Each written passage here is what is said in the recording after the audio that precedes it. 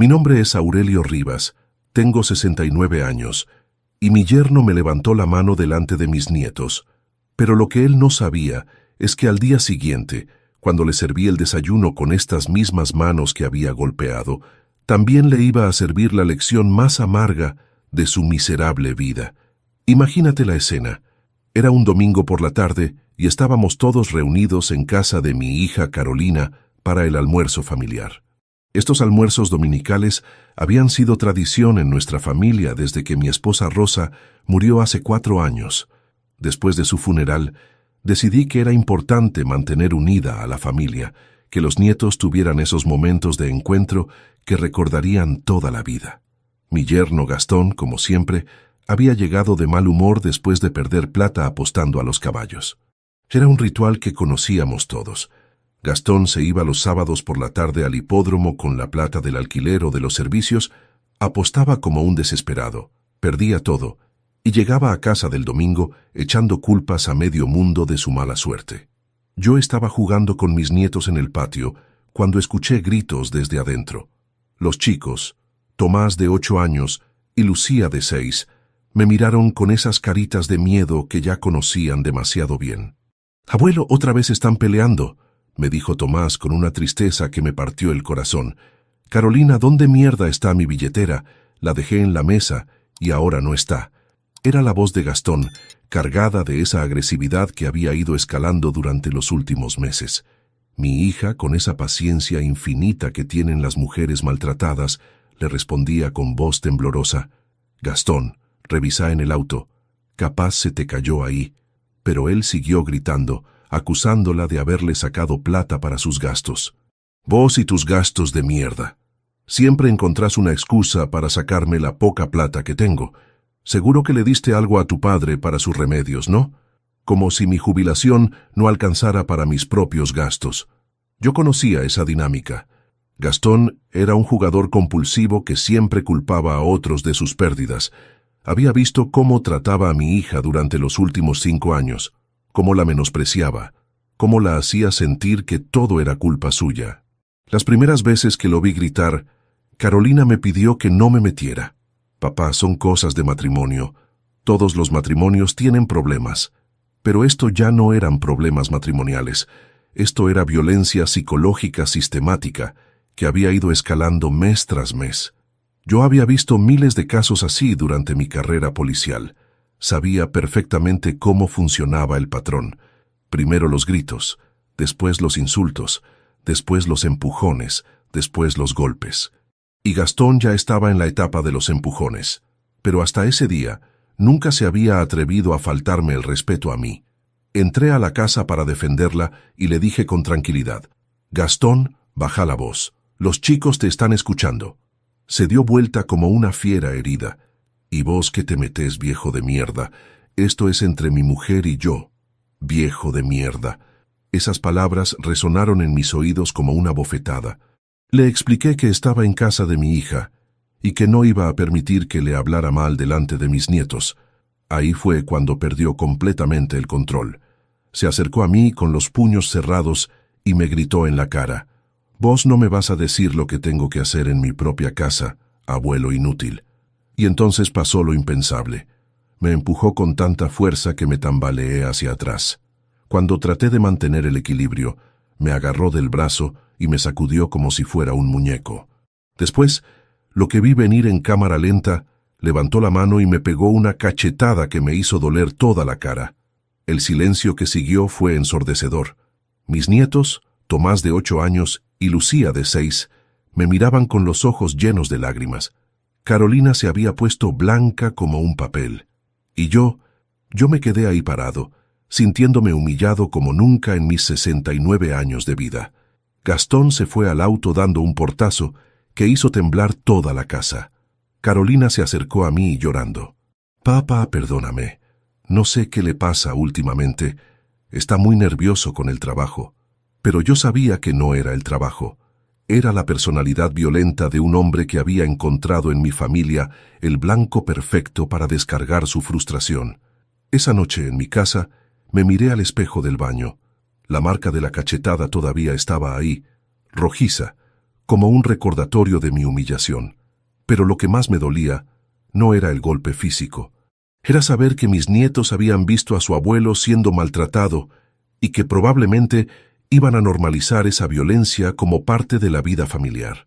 Ahí fue cuando decidí que Gastón había cometido el error más grande de su vida, porque lo que él no sabía, lo que nunca se molestó en averiguar durante estos 5 años de matrimonio con mi hija, es que este viejo al que había golpeado tenía recursos, contactos y una paciencia que acababa de agotarse para siempre. Pero para que entiendas bien esta historia, tengo que contarte quién era yo antes de convertirme en el abuelo inútil que Gastón creía que podía golpear impunemente. Durante 35 años, trabajé como subcomisario en la policía de esta ciudad. Me jubilé con todos los honores después de una carrera impecable investigando casos complicados. No era un policía común.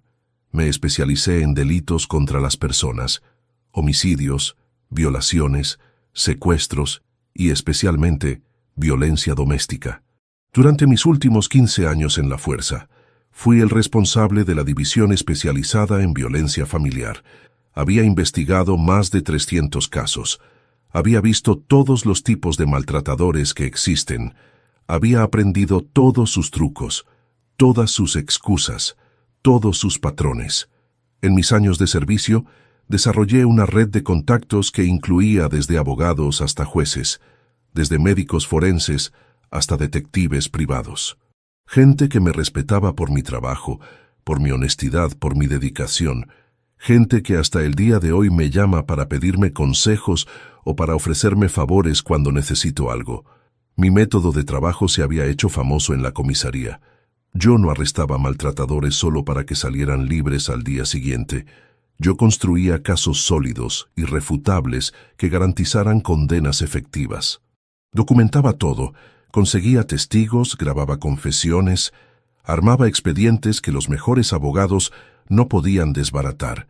Había recibido condecoraciones del gobierno provincial por mi trabajo en casos de alto perfil. 3 veces había sido reconocido como el mejor investigador del año. Mi expediente en la policía era impecable. Ni una sola denuncia por abuso de autoridad, ni un solo caso perdido por irregularidades procesales, ni una sola queja por maltrato a los ciudadanos. Cuando me jubilé, el comisario general me ofreció seguir trabajando como asesor externo. Aurelio, me dijo en mi fiesta de despedida, vos tenés una inteligencia especial para entender cómo funciona la mente criminal. Sería una pena que la policía perdiera esa experiencia. Acepté seguir ayudando en casos especialmente complicados. También tenía algo que Gastón desconocía completamente. Durante mis años en la policía, había desarrollado una segunda especialización, psicología criminal. Había estudiado en la Universidad Nacional.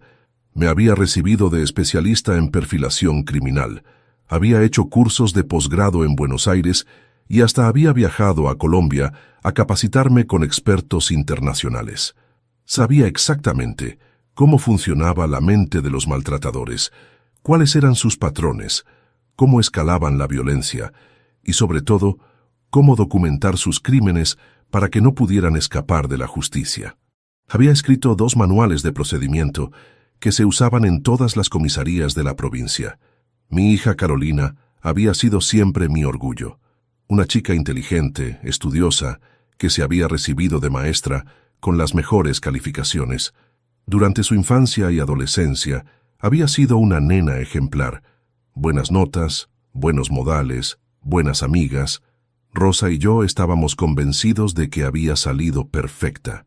Pero hacía 5 años, había cometido el error de enamorarse de Gastón, un mecánico de autos que al principio parecía encantador, pero que de a poco había mostrado su verdadera cara. Carolina tenía 26 años cuando lo conoció en una fiesta de fin de año. Gastón tenía 32. Era simpático, conversador, la llenaba de atenciones. Al principio me había caído bien. Era trabajador, tenía su taller propio, hablaba de planes para el futuro. Cuando vino a pedirme la mano de Carolina, me pareció un muchacho serio. Don Aurelio, me dijo, yo amo a su hija y quiero formar una familia con ella. Tengo trabajo estable y puedo mantenerla bien. Los primeros meses de noviazgo fueron perfectos. Gastón la pasaba a buscar todos los días, le traía flores, la llevaba a cenar a restaurantes lindos. Carolina estaba radiante, enamorada como nunca la habíamos visto. Rosa me decía: «Aurelio, qué bueno que la nena encontró un buen muchacho». Se casaron en una fiesta hermosa que organizamos en el salón del club social. Gastón invitó a toda su familia, que parecía gente trabajadora y honesta. Su padre era jubilado de ferrocarriles, su madre ama de casa, tenía 2 hermanas que trabajaban de enfermeras. Una familia normal, sin antecedentes problemáticos. Los primeros signos de violencia habían sido sutiles. Gastón le controlaba la ropa, le decía qué amistades podía conservar, le administraba el dinero que ella ganaba trabajando. Carolina me lo contaba como si fueran cuidados amorosos. «Papá, Gastón es muy protector. No le gusta que use ropa muy escotada porque dice que soy muy linda y no quiere que otros hombres me miren mal». Después vinieron los insultos cuando estaban solos, las acusaciones constantes, los celos enfermizos. Carolina empezó a cancelar salidas con sus amigas. «Ay, papá, no puedo ir al cumpleaños de Marta porque Gastón no se siente bien y me necesita en casa». Después dejó de venir a almorzar los domingos tan seguido. «Gastón prefiere que pasemos los fines de semana solos», decía, y finalmente los empujones que Carolina justificaba diciendo que él había bebido demasiado. Una vez llegó a casa con un moretón en el brazo. «Papá, me caí bajando del auto. Estaba apurada y me resbalé, pero yo sabía reconocer las marcas que dejan los dedos cuando alguien agarra a otra persona con fuerza. Yo había tratado de hablar con mi hija muchas veces. Carolina, ese hombre no te conviene. Te está cambiando, te está aislando de la familia». Pero ella siempre defendía a Gastón con excusas que me partían el corazón. «Papá, vos no lo conocés como yo. Él me quiere, pero tiene problemas. Yo lo puedo ayudar a cambiar. El problema es que los maltratadores no cambian, empeoran». Y Gastón había empeorado tanto que ahora se animaba a golpear a un hombre de 69 años delante de sus propios nietos. Había cruzado una línea de la que no habría vuelta atrás. Esa madrugada, después del incidente, me levanté a las 4 de la mañana y empecé a hacer las llamadas que cambiarían todo. La primera fue a mi viejo compañero Roberto Silva, que ahora trabajaba como detective privado. «Roberto, soy Aurelio. Necesito que me hagas un seguimiento completo a un tipo. Se llama Gastón Paz, es mecánico, vive en el barrio San Martín. Quiero saber todo de él. Antecedentes, deudas, con quién se junta, dónde va, qué hace. Todo». La segunda llamada fue a la doctora Elena Castro, una psicóloga forense que había trabajado conmigo en varios casos de violencia familiar. «Doctora, necesito una evaluación de riesgo urgente. Tengo un caso de escalada de violencia que puede terminar muy mal si no intervengo ahora». La tercera llamada fue la más importante. Llamé al fiscal Martín Torres, un tipo recto que había sido mi amigo durante años, y que ahora tenía a su cargo la Fiscalía Especializada en Violencia de Género. «Martín, habla Aurelio Rivas. Necesito hablar con vos sobre un tema muy personal, pero también muy serio. Mi yerno me agredió físicamente ayer delante de mis nietos. Sé que es el comienzo de algo peor y quiero actuar antes de que sea demasiado tarde. Pero yo no me iba a conformar con una denuncia común. Tenía un plan mucho más elaborado, un plan que le iba a enseñar a Gastón que había elegido muy mal a su víctima, un plan que empezaría con un desayuno que nunca iba a olvidar. Al día siguiente, lunes por la mañana, llamé a Carolina. «Hija, quiero invitar a Gastón a desayunar en casa. Necesito hablar con él, aclarar las cosas de ayer». Mi hija se puso contenta. «Ay, papá, qué bueno. Yo sabía que ibas a entender. Gastón está arrepentido. Anoche me pidió perdón como 10 veces. Claro que estaba arrepentido. Todos los violentos se arrepentan después de golpear. Es parte del ciclo de la violencia que yo conocía perfectamente. Arrepentimiento, promesas, luna de miel, y después vuelta a empezar con más intensidad». Gastón llegó a mi casa a las 8 de la mañana. Venía con cara de circunstancia, como un nene que había roto algo y esperaba un reto. Había elegido ropa prolija, camisa limpia, pantalón planchado, se había afeitado y peinado con cuidado. Era la imagen del hombre arrepentido que venía a pedir perdón humildemente. Buenos días, don Aurelio. Disculpe lo de ayer. No sé qué me pasó. Estaba muy nervioso con el tema del trabajo. Hablaba con esa voz suave y contrita que usan los maltratadores cuando saben que se han excedido. Los había escuchado miles de veces en mi oficina de la comisaría. Tranquilo, Gastón. Siéntate que te voy a preparar un desayuno como corresponde. Pasa a la cocina. Se sentó en la mesa donde yo había puesto el mantel bueno, los platos de loza, las servilletas de tela, todo muy elegante, muy formal.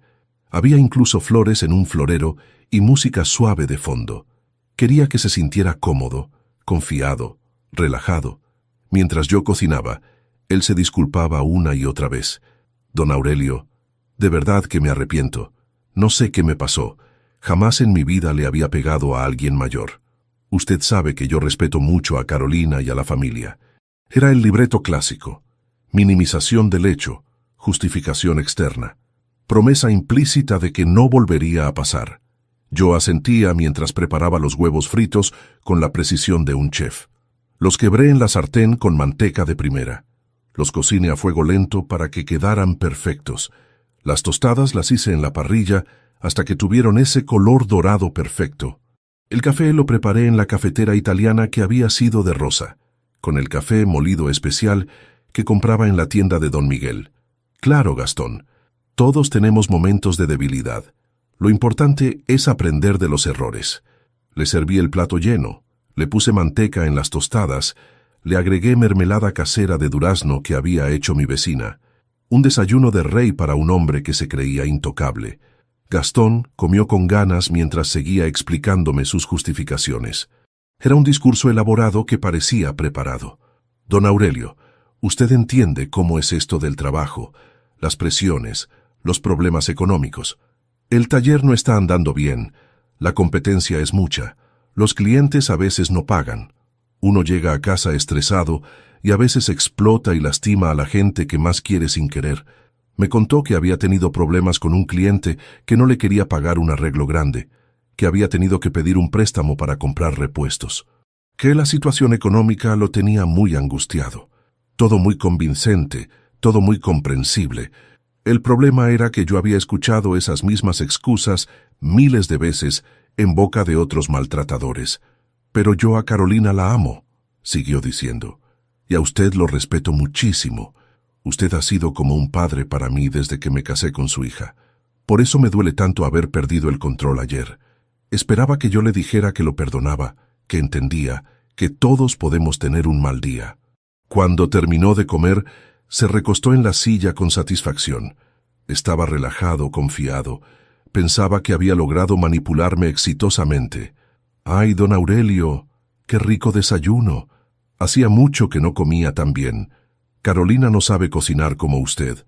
Se rió como si fuéramos dos hombres compartiendo secretos sobre las mujeres de la familia. Yo me senté frente a él con mi taza de café, lo miré directamente a los ojos y le hice la pregunta que cambiaría todo. Gastón, me dijo, ahora quiero que me escuches muy bien porque te voy a contar algunas cosas que capaz no sabes. ¿Sabes qué hacía yo antes de jubilarme? Sí. Carolina me dijo que trabajaba en algo del gobierno. Movió la mano como restándole importancia. Probablemente pensaba que había sido empleado administrativo en alguna oficina municipal. No exactamente, Gastón. Yo era subcomisario de la policía. Me especialicé durante 35 años en investigar casos de violencia familiar. He visto miles de tipos como vos. La sonrisa se le borró de la cara instantáneamente. Se quedó con el tenedor a medio camino entre el plato y la boca. Se le cambió la cara. Se puso pálido y dejó de masticar. Don Aurelio, yo no sabía. Bueno, ahora lo sabes. ¿Y sabes qué más, Gastón? Ayer cuando me pegaste, no solo cometiste el delito de lesiones a un adulto mayor, sino que lo hiciste delante de testigos menores de edad, lo cual agrava considerablemente tu situación legal. Empezó a tartamudear. Pero don Aurelio, yo no quise lastimarla. Fue un momento de locura. No va a volver a pasar. Te voy a explicar por qué estoy tan seguro de que no va a volver a pasar, Gastón. Saqué una carpeta que tenía preparada sobre la mesa. En esta carpeta están las fotos que me tomé ayer después de que me pegaras. También está el informe médico que me hice en el hospital certificando las lesiones. También están las declaraciones de mis nietos que fueron testigos de tu agresión. Seguí sacando papeles. También está el informe que me hizo mi amigo detective privado sobre tus antecedentes. ¿Sabías que tenés 3 denuncias previas por violencia de género? ¿Sabías que tu exmujer te denunció por amenazas? ¿Sabías que hay registro de que le pegaste a tu padre cuando tenías 20 años? Gastón se había puesto verde.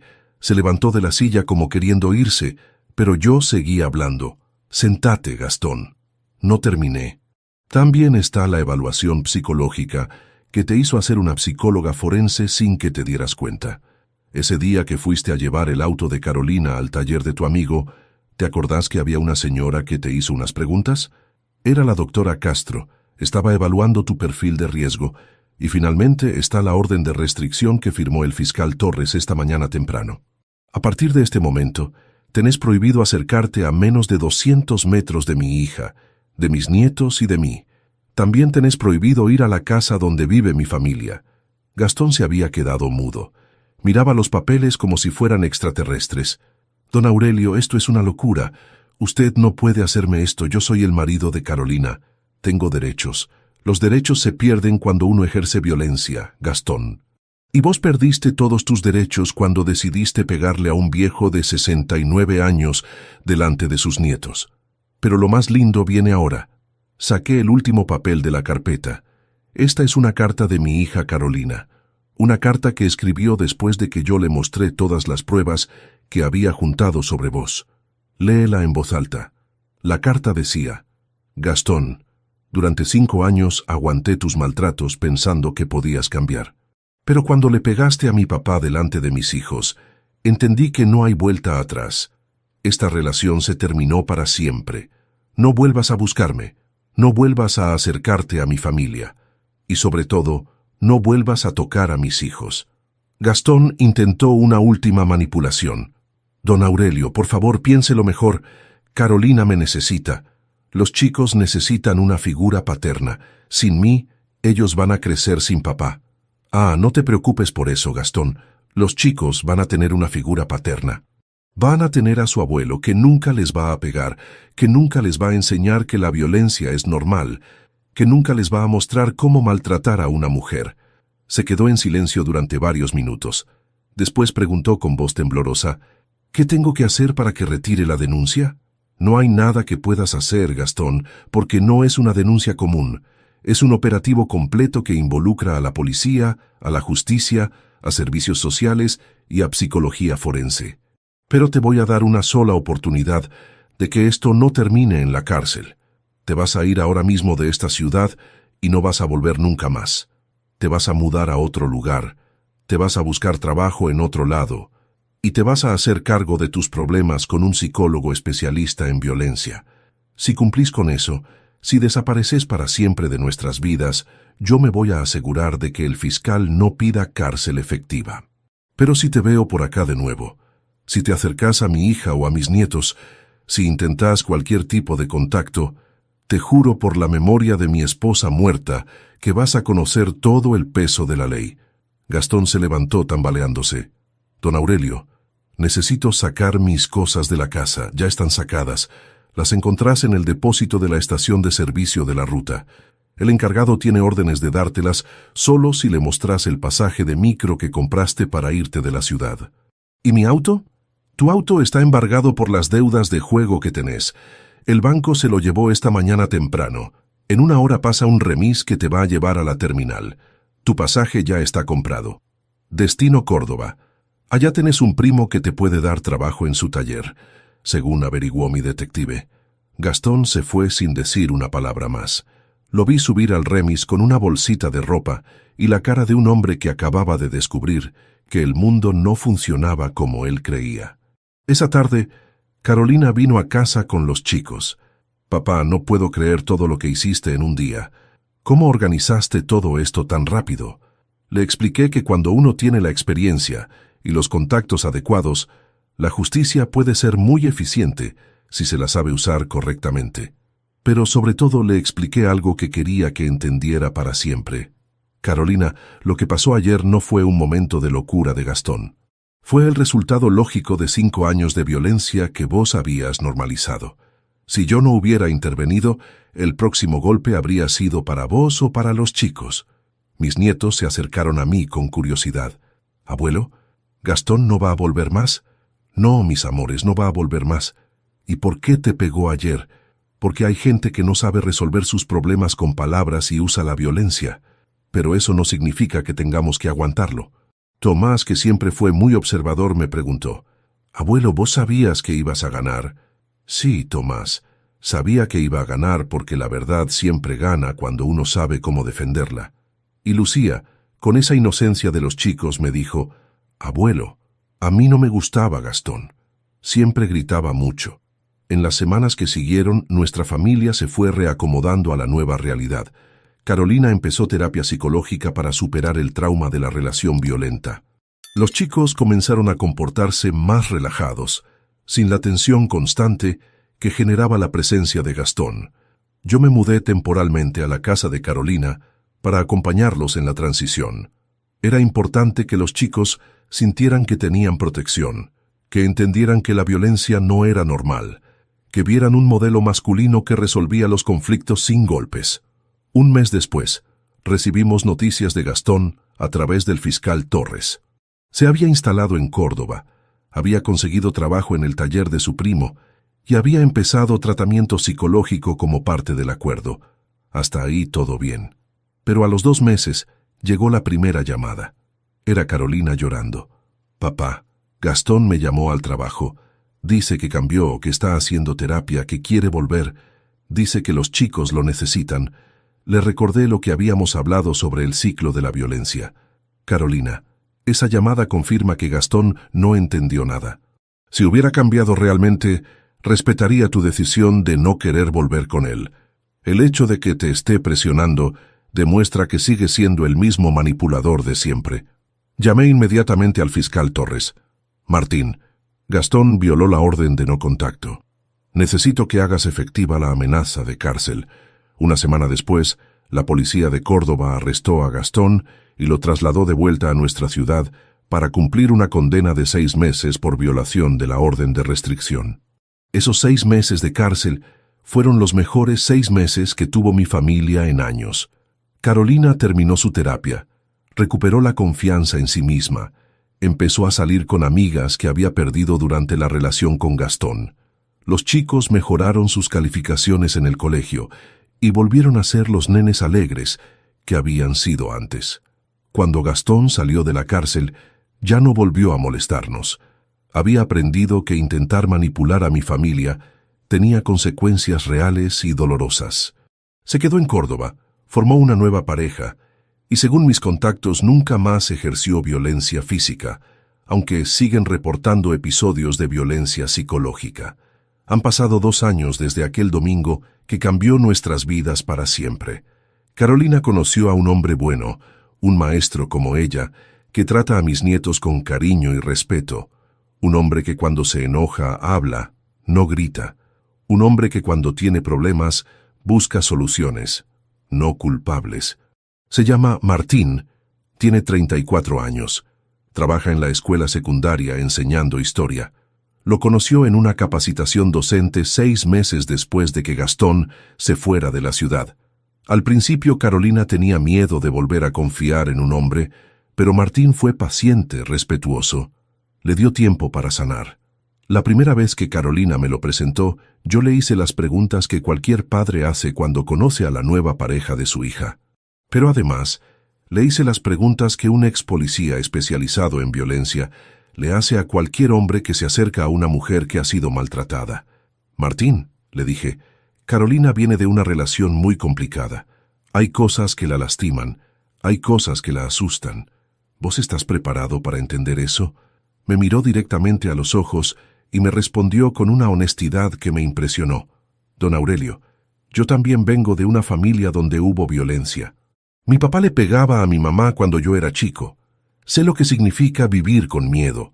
Sé lo que significa no poder confiar. Por eso voy a hacer todo lo posible para que Carolina se sienta segura conmigo». Con el tiempo demostró que sus palabras no eran vacías. Nunca levantó la voz en presencia de los chicos. Nunca cuestionó las decisiones de Carolina como madre. Cuando tenían diferencias de opinión, se sentaban a conversar hasta encontrar soluciones que fueran buenas para todos. Mis nietos al principio fueron cautelosos con él. Habían aprendido a desconfiar de los hombres que se acercaban a su mamá, pero Martín se ganó su confianza de a poco, sin presiones, sin tratar de reemplazar la figura paterna que nunca habían tenido realmente. Un día Tomás, que ahora tiene 10 años, me preguntó algo que me llenó de esperanza. «Abuelo, ¿Martín es bueno de verdad o está fingiendo como fingía Gastón?» Le expliqué que Martín había demostrado durante meses que era diferente, que su bondad no era actuada sino genuina. Lucía, que ahora tiene 8 años, me contó la semana pasada algo que me emocionó. «Abuelo, Martín me ayuda con la tarea y nunca me grita cuando me equivoco. Dice que equivocarse es parte de aprender». Esa nena estaba aprendiendo que los hombres podían ser gentiles, que la autoridad masculina no tenía que venir acompañada de gritos o amenazas. Carolina también cambió mucho durante este tiempo. La terapia psicológica la ayudó a entender los patrones de la relación abusiva.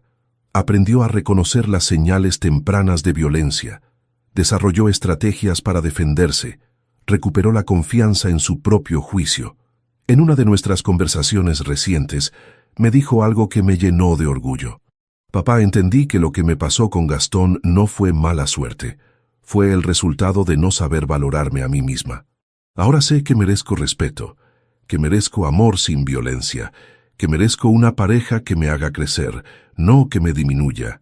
Mientras tanto, seguían llegando noticias de Gastón a través de mis contactos en otras ciudades.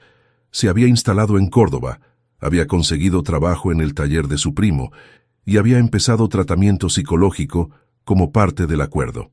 Al principio todo parecía andar bien, pero a los 6 meses empezaron los problemas. Había comenzado una relación con una compañera de trabajo del taller. Según los reportes que me llegaban, inicialmente parecía haber cambiado. No ejercía violencia física, trataba bien a la nueva mujer, había dejado de apostar a los caballos. Sin embargo, los patrones psicológicos siguieron siendo los mismos. Controlaba los horarios de la mujer, le revisaba el teléfono, no le permitía salir sola con amigas. Era violencia psicológica disfrazada de cuidado amoroso. El tratamiento había modificado las formas, pero no había cambiado la esencia del problema. A los 8 meses, la mujer lo dejó. Había reconocido las señales de control y había decidido terminar la relación antes de que escalara. Gastón volvió a apostar, perdió el trabajo por ausentismo y tuvo que mudarse a un cuarto de pensión. Fue entonces cuando violó la orden de no contacto, llamando a Carolina al trabajo. Una sola llamada, pero suficiente para activar todo el operativo que habíamos armado. La policía de Córdoba lo arrestó y lo trasladó de vuelta a nuestra ciudad para cumplir la condena de 6 meses que había quedado suspendida. Esos 6 meses de cárcel fueron reveladores para Gastón.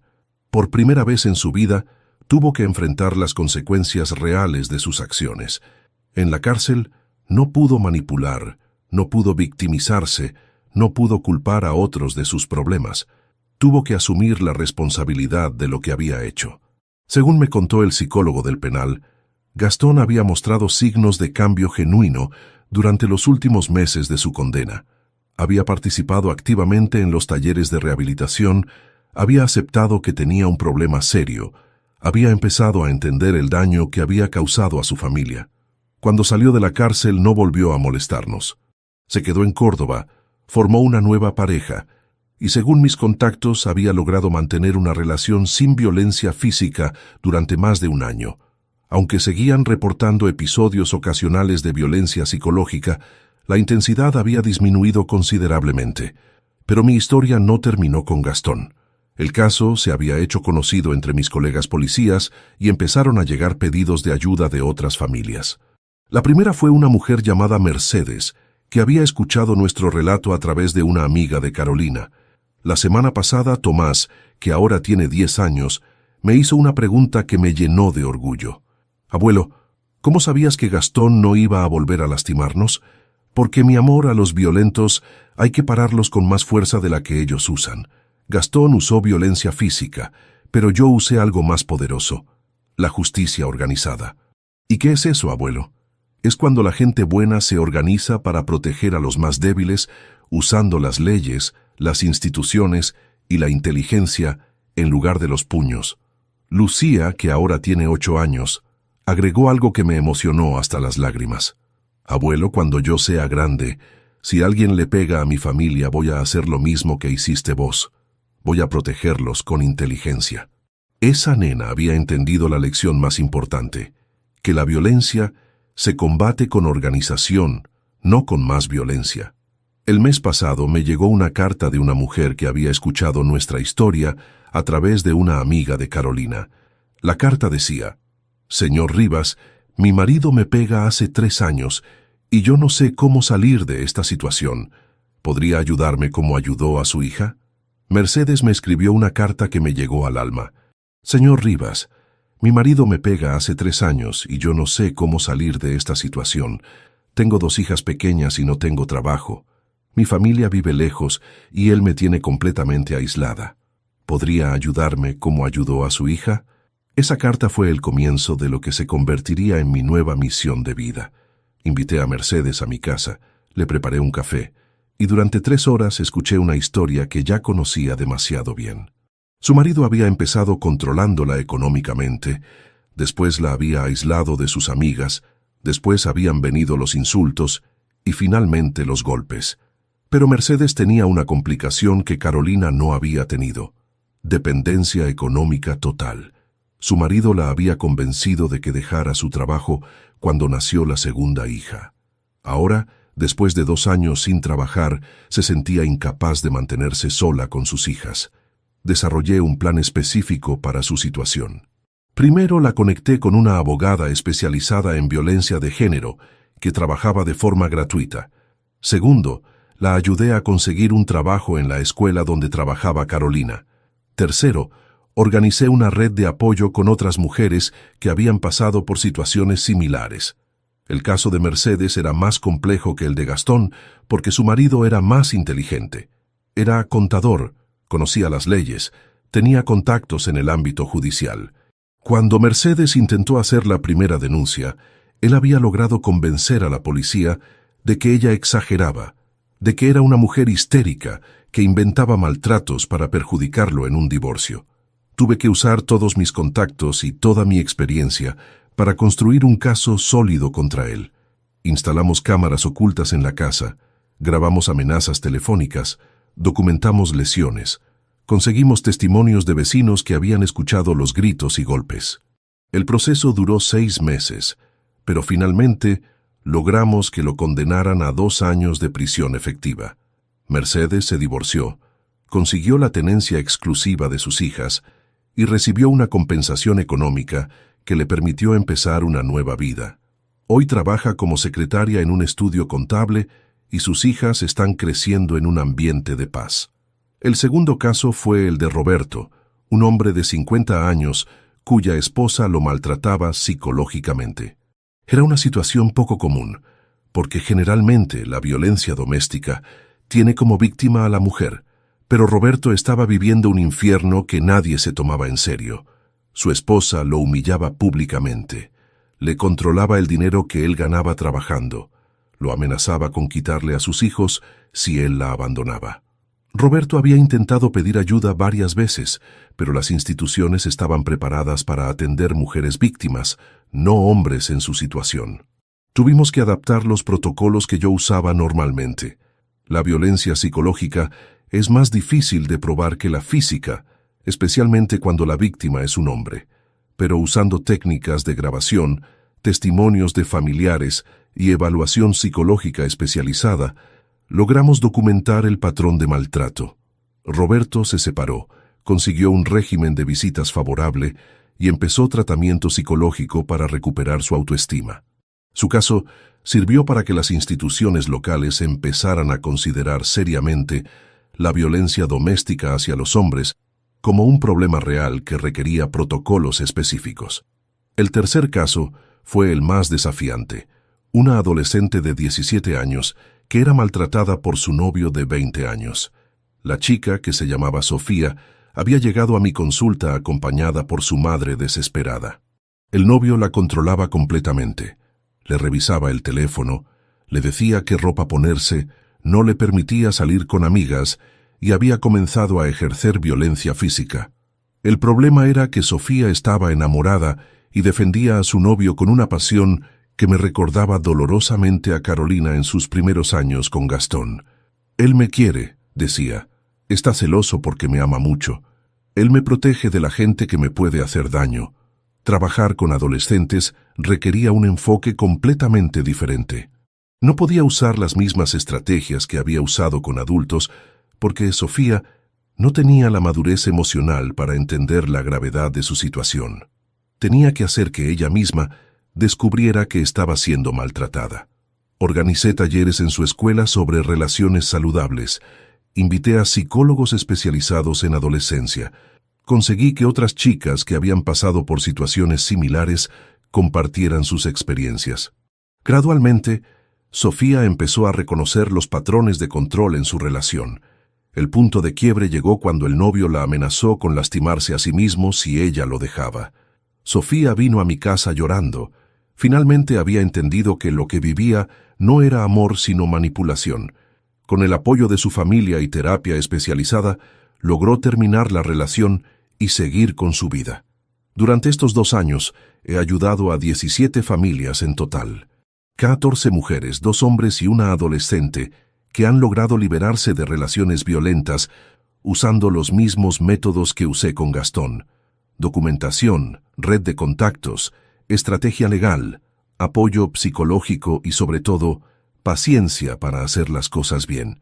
He desarrollado lo que mis colegas llaman el método Rivas, un protocolo integral que combina investigación policial, apoyo psicológico, estrategia legal y red de contención social. Es un enfoque que trata la violencia doméstica no como un problema privado, sino como un delito que requiere respuesta profesional y organizada. El método ha llamado la atención de universidades y organizaciones especializadas. El año pasado fui invitado a dar una conferencia en la Universidad Nacional sobre estrategias de intervención en violencia familiar desde la experiencia policial. También participé en un congreso internacional donde presenté 3 estudios de casos exitosos. Pero lo que más me enorgullece no son los reconocimientos académicos, sino los testimonios de las familias que he ayudado. Mercedes me envía fotos de sus hijas en los actos del colegio. Roberto me invita a almorzar una vez por mes para contarme cómo va su nueva vida. Sofía está estudiando psicología en la universidad porque quiere ayudar a otros adolescentes que pasen por lo que ella pasó. La semana pasada recibí una llamada que me emocionó profundamente. Era Tomás, mi nieto, que ahora tiene 10 años. Abuelo, me dijo, en el colegio nos están enseñando sobre la violencia familiar y yo les conté a mis compañeros lo que vos hiciste con Gastón. La seño dice que vos sos un héroe porque ayudás a las familias que necesitan protección. Héroe. Una palabra muy grande para alguien que simplemente hizo lo que cualquier padre debería hacer: proteger a su familia. Pero si esa palabra sirve para que otros viejos entiendan que nunca es demasiado tarde para plantar cara a la violencia, entonces la acepto con orgullo. Carolina también encontró una nueva misión en su vida. Empezó a dar charlas en escuelas sobre cómo reconocer las primeras señales de violencia en el noviazgo. Su testimonio como sobreviviente de maltrato tiene un impacto que ningún manual teórico puede lograr. Papá me dijo la semana pasada: entendí que lo que me pasó con Gastón no puede ser en vano. Si mi historia puede ayudar a que otras mujeres reconozcan la violencia antes de que sea demasiado tarde, entonces todo el sufrimiento tuvo un sentido. Martín, su nueva pareja, la acompaña en estas charlas desde la perspectiva masculina. Explica a los adolescentes varones que la masculinidad verdadera no se demuestra controlando o dominando a las mujeres, sino protegiéndolas y respetándolas. Su testimonio como hombre que creció en un hogar violento, pero eligió ser diferente, es muy poderoso. Gastón, por su parte, nunca más volvió a contactarnos. Según las últimas noticias que tengo, logró mantener su nueva relación sin violencia física durante más de 1 año. Trabaja en un taller mecánico, sigue haciendo terapia psicológica y ha desarrollado estrategias para controlar sus impulsos violentos. No puedo decir que cambió completamente. Los informes indican que sigue ejerciendo control psicológico sobre su nueva pareja, pero la intensidad ha disminuido considerablemente. Es un progreso parcial, pero es progreso al fin. Lo más importante es que aprendió que la violencia tiene consecuencias, que no puede golpear a la gente impunemente, que las